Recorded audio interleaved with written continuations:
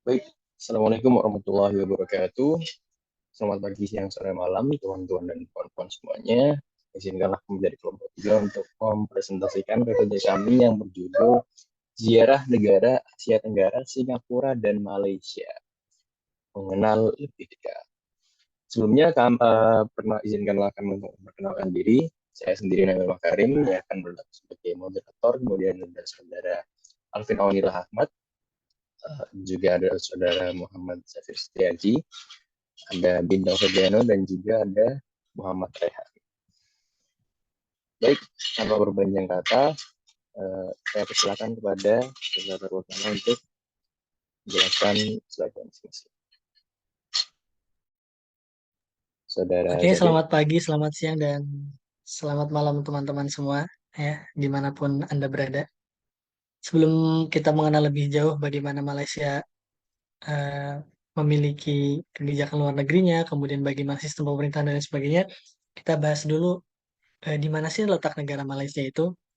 Tentu letak negara Malaysia ada di Asia Tenggara, dan tepatnya ada di sebelah utara Indonesia ya. Kalau kita lihat di layar itu ada dua pulau besar di sana.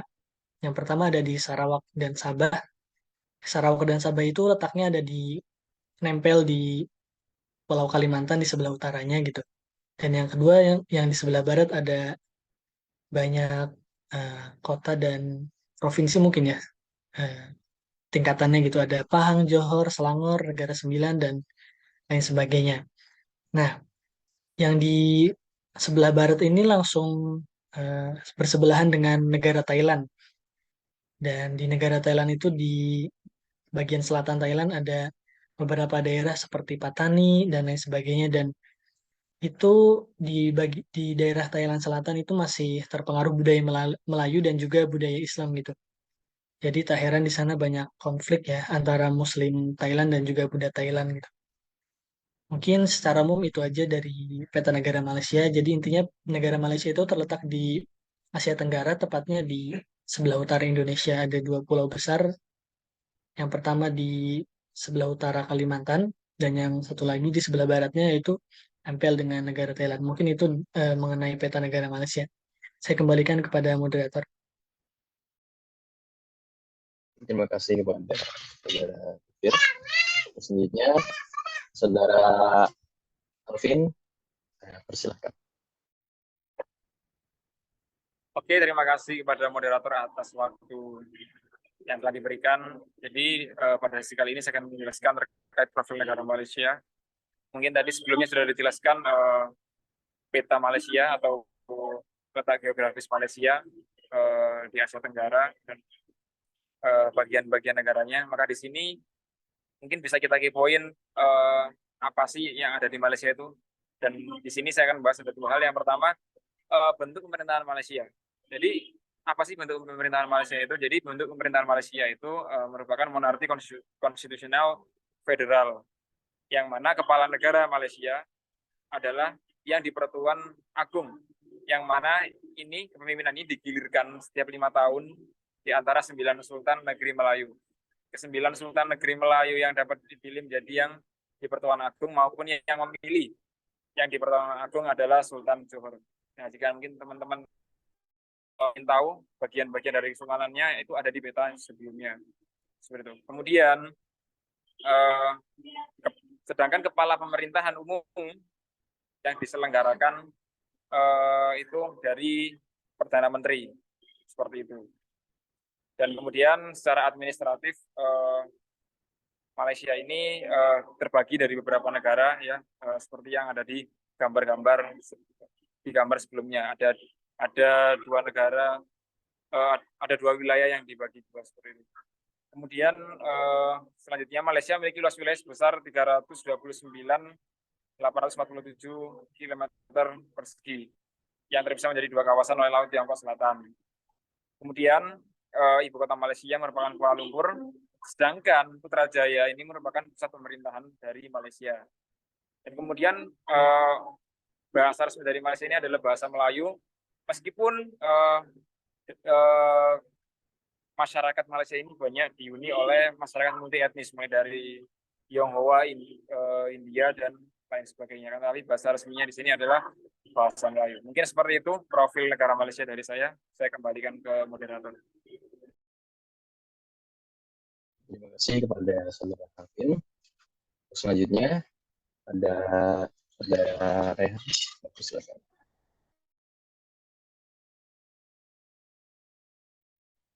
Iya, terima kasih kepada moderator yang telah memberikan waktunya. Oke, saya akan melanjutkan beberapa penjelasan tentang profil negara Malaysia. Untuk angkatan bersenjata di Malaysia ini, itu terbagi menjadi 3 cabang. Yang pertama adalah Angkatan Darat Malaysia, yang kedua adalah Angkatan Laut Kerajaan Malaysia, dan yang ketiga ada Angkatan Udara Kerajaan Malaysia. Di Malaysia sendiri tidak ada wajib militer, dan usia militer itu sukarela dimulai dari umur 18 tahun. Dan di militer di Malaysia ini menggunakan 1,5% dari PDB negara dan memperkerjakan kurang lebih 1,23% dari tenaga kerja di Malaysia.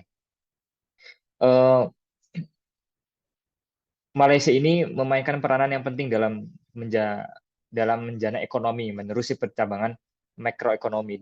Di tahun 2007, ekonomi Malaysia adalah negara yang mempunyai ekonomi terbesar di dunia, mengikut pariti kuasa membeli dengan keluaran dalam negara kasar di tahun 2007. Dianggarkan sejumlah 357,9 billion AS dollar dengan satu kadar sebanyak 90% hingga 99% semenjak 1870. Malaysia ini mempunyai banyak juga sumber daya alam yang melimpah. Malaysia adalah salah satu pengekspor terbesar karet alam dan juga minyak sawit, timah dan juga minyak bumi, yang menjadi sumber daya utama dari Malaysia untuk juga membantu mendongkrak ekonomi Malaysia itu sendiri. Terutama pada tahun 1980-an, Malaysia ini sumber dayanya sangat mendongkrak perekonomian itu sendiri. Pada abad ke-19 dan 20, timah ini memainkan peran dominan dalam ekonomi Malaysia. Pada 1972, minyak bumi dan gas alam mengambil alih timah sebagai komoditas utama sektor pemurnian mineral. Dan mungkin cukup sekian dari saya untuk menjelaskan secara singkat tentang profil dari negara Malaysia, yang mungkin selanjutnya akan dilanjutkan dengan teman saya. Terima kasih. Baik, terima kasih banyak. Kemudian selanjutnya adalah terkait dengan sistem politik Malaysia. Malaysia ini mempunyai sistem pemerintahan yang bersifat parlementer Westminster ya, atau warisan penguasa kolonial Britania. Tapi dalam praktiknya kekuasaan lebih terbesar di eksekutif daripada legislatif, dan yudikatif diperlemah oleh tekanan berkelanjutan dari pemerintah selama zaman Mahathir. Penguasaan yudikatif itu dibagikan antara pemerintah persekutuan dan pemerintah negara bagian. Pemerintah negara bagian dipimpin oleh Menteri Besar Negeri Melayu atau Ketua Menteri di negara-negara yang tidak memelihara monarki lokal, yakni setiap seorang anggota majelis negara bagian dari partai mayoritas di dalam Dewan Undangan Negeri, dan di tiap-tiap negara bagian yang memelihara monarki lokal, Menteri Besar haruslah seorang suku Melayu Muslim, meskipun penguasa ini menjadi subjek kebijaksanaan para penguasa. Kekuasaan politik di Malaysia amat penting untuk menunjukkan suatu isu dan hak. Oleh karena itu, kekuasaan memainkan peranan yang amat penting dalam melakukan perubahan. Kemudian slide selanjutnya, silakan pada. Baik, terima kasih moderator. Selanjutnya saya akan menjelaskan mengenai hubungan luar negeri Malaysia. Malaysia ini memiliki hubungan internasional yang luas dengan banyak negara di seluruh dunia. Negara ini juga telah menjalin hubungan diplomatik dengan lebih dari 160 negara, termasuk negara-negara tetangganya seperti Indonesia, Singapura, dan Thailand. Selain itu, Malaysia juga memiliki hubungan yang baik dengan negara-negara besar seperti Amerika Serikat, Cina, Jepang, dan negara-negara lainnya. Negara ini menjalin kerjasama ekonomi yang sangat erat dengan banyak negara, dan telah menandatangani berbagai perjanjian dagang dan investasi dengan partner internasionalnya. Namun seperti halnya negara-negara lainnya, Malaysia juga menghadapi berbagai tantangan dalam hubungan internasionalnya. Tantangan ini termasuk masalah keamanan, perbedaan budaya dan agama, serta perbedaan pandangan dalam berbagai isu global seperti perdagangan, lingkungan, dan hak asasi manusia. Selain itu, Malaysia juga menjalankan diplomasi ekonomi untuk memperkuat hubungan ekonomi dengan negara-negara lain dengan membuat peluang investasi dan memperkuat kerjasama perdagangan dengan negara-negara lain. Mungkin itu saja, saya kembalikan kepada moderator. Terima kasih.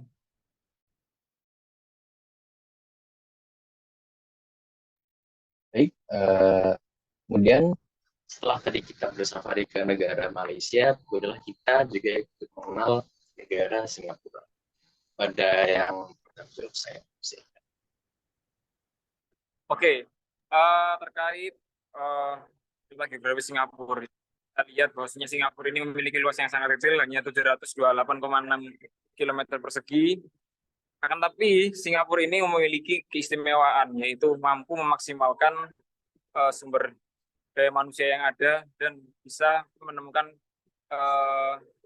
ekonomi kreatifnya dan inovatif untuk mengembangkan negaranya. Jadi seperti itu terkait penjelasan letak geografis Singapura. Dan nanti akan dijelaskan oleh rekan-rekan saya yang lain. Terima kasih.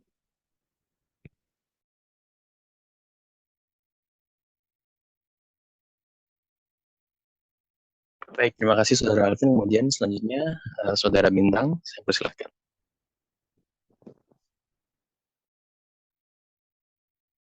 Baik. Selanjutnya mengenai hubungan internasional, hubungan luar negeri dari Singapura. Singapura ini memiliki hubungan luar negeri yang kuat dengan banyak negara di seluruh dunia. Sebagai negara kecil dengan ekonomi maju dan terbuka, Singapura sangat bergantung pada perdagangan internasional dan hubungan diplomatik yang baik dengan negara-negara di sekitarnya.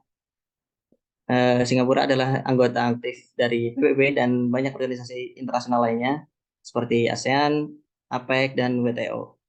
Singapura juga memiliki hubungan yang erat dengan negara-negara Asia Tenggara dan Asia Timur, serta negara-negara seperti Amerika Serikat, Inggris, dan Australia. Singapura juga merupakan tuan rumah bagi banyak perusahaan multinasional dan organisasi internasional seperti Bank Dunia, IMF, dan ASEAN Sekretariat. Karena Singapura merupakan salah satu pusat keuangan dan bisnis terkemuka di dunia, banyak negara lain memiliki kepentingan ekonomi yang signifikan di negara tersebut. Mungkin itu saja yang dapat saya sampaikan. Untuk presenter selanjutnya. Iya, oke. Saya akan menjelaskan tentang kondisi sosial politik di Singapura. Singapura ini adalah negara kecil yang cukup unik, memiliki kondisi sosial dan politik sangat unik. Terkait kebebasan pers sendiri, mungkin di Singapura ini dianggap terkendali dan pemerintah memiliki kebijakan tegas dan terhadap fake news ya, memiliki peraturan yang sangat tegas. Di lain sisi, di sistem peradilan di Singapura juga dikenal dengan sistem yang tegas dan adil. Namun, beberapa organisasi internasional telah mengkritik Singapura karena hukuman yang terlalu keras itu, seperti hukuman mati atau dengan hukuman cambuk. Namun, Singapura tetap memegang pada prinsip bahwa hukum harus ditegakkan dengan tegas dan adil. Singapura juga dikenal sebagai salah satu negara dengan ekonomi yang kuat dan inovatif. Pemerintah Singapura memperkenalkan banyak program untuk memastikan bahwa lingkungan bisnis di Singapura ramah dan menarik bagi investor. Meskipun Singapura memiliki tingkat ketimpangan ekonomi yang signifikan, pemerintah Singapura berusaha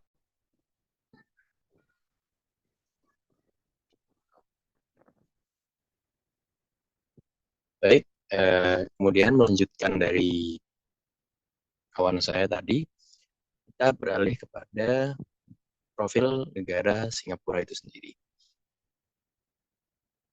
Singapura negara yang nggak luas-luas banget, tapi dia punya peranan penting dalam perdagangan dan keuangan internasional. Sama juga seperti Malaysia, Singapura juga adalah negara bekas jajahan Inggris dan pernah bergabung ke Federasi Malaysia pada tahun 1963 setelah memperoleh kemerdekaan dari Inggris. Tapi 2 tahun setelah itu Singapura berpisah dengan Malaysia dan resmi menjadi negara yang berdaulat. Dan tanggal 9 Agustus 1965 adalah tanggal resmi berpisahnya Singapura dengan Malaysia dan diperingati sebagai Hari Kemerdekaan Malaysia Singapura. Sistem pemerintahan yang dianut oleh Singapura adalah sistem pemerintahan republik parlementer yang kepala negaranya adalah seorang presiden. Presiden Singapura dipilih langsung oleh rakyatnya setiap 6 tahun sekali. Sedangkan kepala pemerintahannya adalah Perdana Menteri yang dipilih oleh presiden oleh setiap 5 tahun melalui pemilihan umum parlemen. Singapura memiliki jumlah penduduk sebanyak 5 juta jiwa, yang mendekati 6 juta jiwa. Mayoritas penduduknya adalah etnis Tionghoa, sekitar 74,3%, kemudian Melayu, India yang masing-masing 13,5 dan 9% dari keseluruhan penduduk Singapura. Terdapat 4 bahasa yang ditetapkan sebagai bahasa resmi Singapura, yakni Inggris, bahasa Mandarin, Melayu, dan juga bahasa Tamil. Baik, mungkin itu saja yang bisa kami sampaikan dari kelompok 3. Kurang lebihnya dari kami mohon maaf yang sebesar-besarnya. Jika ada kesalahan bisa kita saring bersama dan ambil yang baik-baiknya saja. Kami dari kelompok 3 mengucapkan terima kasih banyak. Billahi taufiq wal hidayah. Wassalamualaikum warahmatullahi wabarakatuh.